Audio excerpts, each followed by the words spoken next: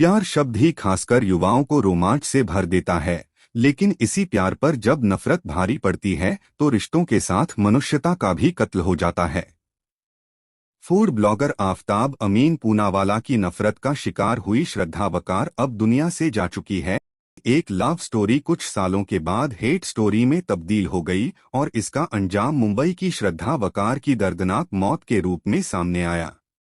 अंजाम भी ऐसा कि आफताब ने श्रद्धा को न केवल बेरहमी से मारा बल्कि उसके शरीर के 35 टुकड़े करके दिल्ली के जंगल में कई रातों तक फेंकता रहा। एक जिसे कंधों पर बिठाया उसी बेटी की अर्थी भी ना उठा सका पिता। 18 मई 2022 को श्रद्धा की उसके प्रेमी आफताब ने दिल्ली के छतरपुर स्थित किराए के घर में गला दबाकर हत्या कर दी। इसके बाद शव के 35 टुकड़े करके रेफ्रिजरेटर में रख दिया और एक एक कर एक पखवाड़े के दौरान महरौली के जंगल में फेंक दिया। वहीं पिता विकास वाकर ने कभी सोचा भी ना था कि जिस बेटी श्रद्धा को उन्होंने अपने कंधों पर बिठाया, बाहों में झुलाया और अपनी गोदी में उठाया, उसका अंत इतना खौफनाक होगा। उसी बेटी श्रद्धा की मौत के बाद उसे कंधा देना भी नसीब ना होगा। करीब 4 साल पहले यानी वर्ष 2019 की बात है। श्रद्धा मुंबई में कॉल सेंटर में काम करती थी और पिता परिवार के साथ महाराष्ट्र के पालघर में रहते थे। मुंबई में बतौर कॉल सेंटर में काम करने के दौरान उसकी मुलाकात फूड ब्लॉगर आफताब अमीन पूनावाला से हुई। मुलाकात का सिलसिला दोनों को एक दूसरे के करीब ले आया। दोनों एक दूसरे से प्यार कर बैठे। वर्ष 2019 में श्रद्धा और आफताब दोनों एक दूसरे से इस कदर प्यार करने लगे कि उन्होंने साथ जिंदगी बिताने का फैसला कर लिया। वहीं श्रद्धा ने प्रेमी आफताब का जिक्र परिवार में किया तो पिता विकास वकार और उनकी पत्नी ने इस रिश्ते से साफ मना कर दिया। यहीं से परिवार से श्रद्धा की दूरी बढ़ गई। तल्खी इस कदर की पिता पुत्री एक दूसरे से फोन पर भी बात करने से कतराने लगे। श्रद्धा के दिलो दिमाग पर आफताब के प्यार का जादू सिर चढ़कर बोल रहा था। आफताब पर श्रद्धा इस कदर फिदा थी कि उसे खामियां नजर ही नहीं आ रही थीं। मुंबई में ही श्रद्धा ने माता पिता से मुलाकात की और वर्ष 2019 में बताया था कि वो आफताब के साथ रिश्ते में है। वहीं पिता वकार ने आफताब के मुस्लिम होने का तर्क देते हुए शादी से साफ इनकार कर दिया। इस पर श्रद्धा ने पिता के मुंह पर कह दिया कि वो 25 साल की है और अपने फैसले खुद ले सकती है। इसके बाद श्रद्धा ने घर छोड़ने का फैसला कर लिया और वह मुंबई में ही आफताब के साथ लिव इन में रहने लगी। पिता के साथ बेटी के रिश्ते खराब हो गए। बोलचाल तक बंद हो गई। पिता से रिश्ता तोड़ने वाली श्रद्धा ने आखिरकार आफताब से शादी करने का निर्णय किया। शुरू में आफताब राजी था, लेकिन श्रद्धा जब भी शादी की बात करती तो वह टाल देता। वहीं पिता विकास वकार सोशल मीडिया पर नजर रखते हुए श्रद्धा के बारे में जानकारी हासिल करते रहे। दरअसल पिता बेटी श्रद्धा का भला चाहते थे और वह चाहते थे कि श्रद्धा जहां भी और जिसके साथ रहे हमेशा खुश रहे। 6 श्रद्धा की पिटाई करता था आफताब। आफताब और श्रद्धा पहले मुंबई के नया गांव और बाद में वसई में रहने लगे थे। वहीं श्रद्धा की मां की मौत हुई तो 2020 में वह पिता विकास वकार से मिली। इस दौरान उसने बताया था कि आफताब ने उसकी पिटाई की है। इस पर पिता ने बेटी श्रद्धा को घर रुकने को ही कहा था। श्रद्धा के पिता का कहना है कि अपनी हरकत के लिए आफताब ने श्रद्धा से माफी मांगी और फिर दोनों साथ रहने लगे। मिली जानकारी के मुताबिक आफताब स्वभाव से ही गुस्सैल है। पिता और पुत्री के बीच की दूरी भी आफताब की वजह से बढ़ी।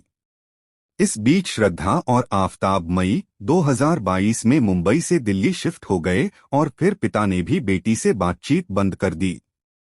जानकारी मिली है कि दोनों ही परिवार श्रद्धा और आफताब की शादी के लिए राजी नहीं थे।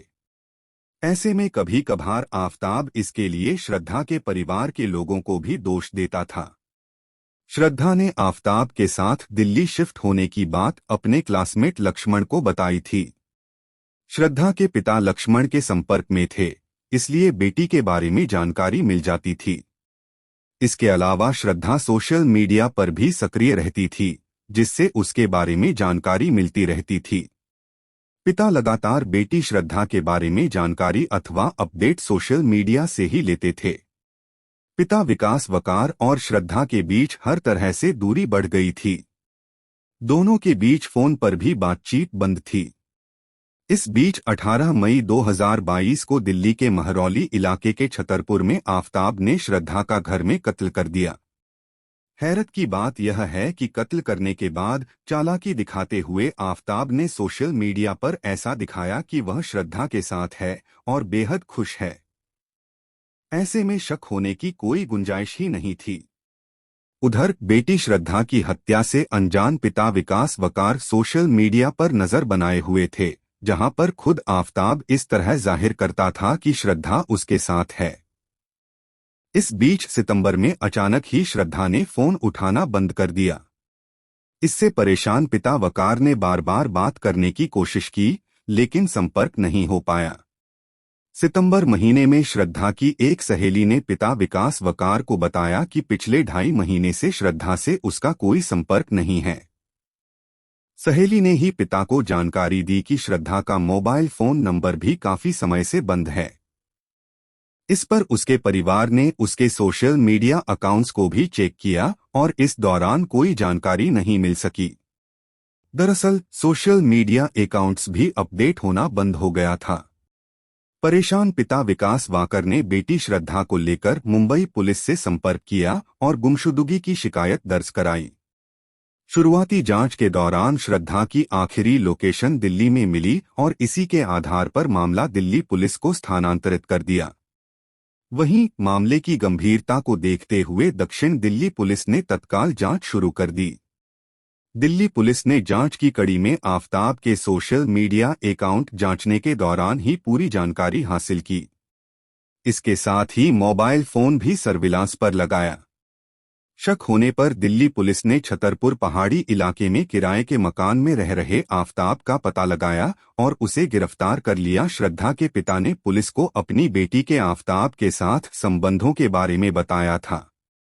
जांच के दौरान पता चला कि आफताब और श्रद्धा दिल्ली आ गए थे। हिरासत में लेने के दौरान आफताब से सख्ती से पूछताछ की तो उसने अपना गुनाह कबूल कर लिया। आफताब ने पुलिस पूछताछ में यह भी बताया कि 18 मई को हत्या के बाद उसने श्रद्धा के शरीर के कई टुकड़े किए। इसके बाद रेफ्रिजरेटर खरीदा और उसमें पॉलिथीन में शरीर के टुकड़े रखे। दिल्ली पुलिस की पूछताछ में आफताब ने बताया कि श्रद्धा उस पर शादी के लिए हमेशा दबाव बनाती थी। इसको लेकर दोनों के बीच अक्सर झगड़ा होता था, इसलिए श्रद्धा को गला दबाकर मार डाला। इसके बाद आरोपित आफताब को गिरफ्तार कर लिया गया। इसके बाद महरौली पुलिस स्टेशन में आईपीसी की धारा 302 हत्या और 201 किए गए अपराध के साक्ष्य को गायब करना के तहत मामला दर्ज किया। इसके साथ ही जांच में तेजी आई। पुलिस पूछताछ में आफताब ने बताया कि 18 मई को गुस्से में उसने श्रद्धा का गला दबा दिया। इसके बाद बाथरूम में ले जाकर शरीर के 35 टुकड़े किए। सबूत छिपाने के क्रम में एक रेफ्रिजरेटर खरीदा और उसमें शव के टुकड़े रख दिए। एडिशनल डीसीपी साउथ दिल्ली अंकित चौहान ने कहा कि श्रद्धा वाकर लड़ाई के दौरान चिल्ला रही थी और आफताब पूनावाला ने उसका गला दबाकर और उसे दबोचकर चुप कराने की कोशिश की। इसी झगड़े के दौरान श्रद्धा की मौत हो गई। इसके बाद शव के टुकड़े एक पखवाड़े तक आफताब रात को 2 बजे के आसपास महरौली के जंगल में फेंकने जाता था। आफताब ने श्रद्धा की हत्या के बाद जानकारों के सामने यह जाहिर करने की कोशिश की कि वह और श्रद्धा एक साथ हैं। दिल्ली पुलिस के सूत्रों के अनुसार शक न हो इसलिए 18 मई 2022 को श्रद्धा की हत्या के बाद आफताब पूनावाला ने अपने इंस्टाग्राम अकाउंट पर मैसेज किया। इसका मतलब यह था कि वह और श्रद्धा साथ हैं। उसने उसके क्रेडिट कार्ड के बिलों का भुगतान भी किया ताकि कंपनियां उसके मुंबई के पते पर संपर्क न करें। दिल्ली पुलिस ने जांच तेज कर दी है। इस कड़ी में आफताब को मंगलवार को महरौली के जंगल में ले जाया गया, जहां पर उसने श्रद्धा के शव के टुकड़े फेंके थे। वहीं किराए के फ्लैट से कुछ हड्डियां भी बरामद की हैं। आफताब और श्रद्धा एक दूसरे पर शक करते थे। दोनों को एक दूसरे पर धोखा देने और झूठ बोलने का शक था। जांच में यह भी सामने आया है कि एक दूसरे को वीडियो कॉल के दौरान जीपीएस लोकेशन और अपने आसपास की तस्वीरें मांगते थे। अप्रैल 2022 में श्रद्धा और आफताब मुंबई से हिमाचल प्रदेश और उत्तराखंड घूमे ताकि दोनों के बीच रिश्ते सामान्य हो सकें। इसके बाद दिल्ली में शिफ्ट होने का फैसला किया। इस कड़ी में महरौली के छतरपुर पहाड़ी इलाके में 15 मई को किराए पर एक कमरे का फ्लैट लिया। इसके 3 दिन बाद 18 मई को आफताब ने गुस्से में श्रद्धा का कत्ल कर दिया। यह भी जाने। श्रद्धा की हत्या के 20 दिन के भीतर आफताब ने बम्बल ऐप के जरिए एक अन्य लड़की से दोस्ती की और उस लड़की को 2 बार अपने कमरे पर लाया था। इस दौरान श्रद्धा के शव के टुकड़े घर में रखे रेफ्रिजरेटर में थे। उसकी दूसरी गर्लफ्रेंड जून से जुलाई में 2 बार उसके घर आई थी। आफताब ने 18 मई को श्रद्धा वाकर के शव को टुकड़े बाथरूम में किए। इसे बाद फ्रिज और किचन में छिपा दिया। प्रेमिका का कत्ल करने के बाद आफताब ने शव के 35 टुकड़े किए थे। इसके कुछ समय बाद आफताब गुरुग्राम के एक कॉल सेंटर में नौकरी करने लगा। इसके साथ ही उसने डेटिंग ऐप को फिर से इंस्टॉल भी किया था। ध्यान दीजिए कि हमारा मकसद व्यूज और लाइक्स के लिए नहीं है, बल्कि आपको सही जानकारी देना है। तो वीडियो को लाइक करके चैनल को सब्सक्राइब जरूर कर ले।